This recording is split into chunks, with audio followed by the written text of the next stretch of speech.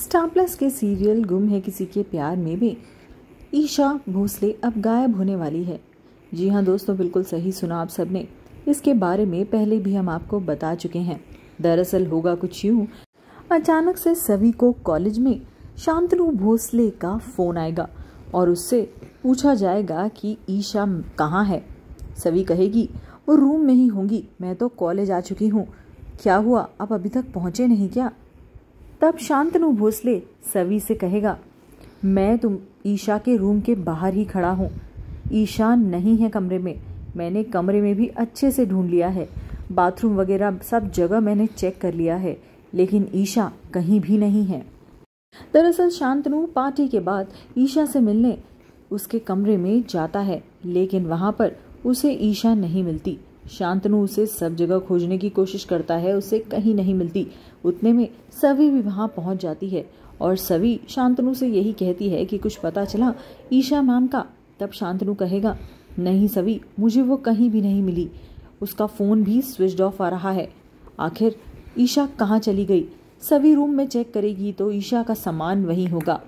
ईशा अपना सामान लेकर कहीं नहीं गई है।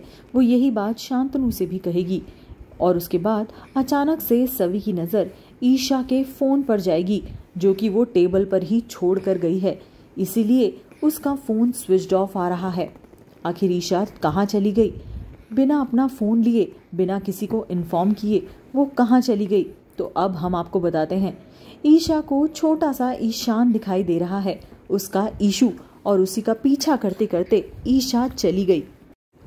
ईशा बिल्कुल होश में नहीं है, वो सीधा चली जा रही है। उसे हर जगह अपना छोटा सा ईशु नजर आ रहा है और उसी के पीछे पीछे वो चली जा रही है।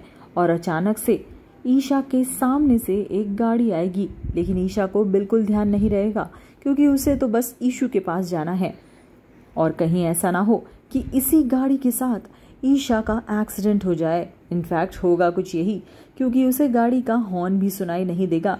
अपने ईशु के प्यार में पागल ईशा सीधा ईशु के पास जाती रहेगी और इतने में ही उसका एक्सीडेंट हो जाएगा और बस इसी तरह ईशा गायब हो जाएगी, क्योंकि इस बारे में किसी को कुछ पता भी नहीं है।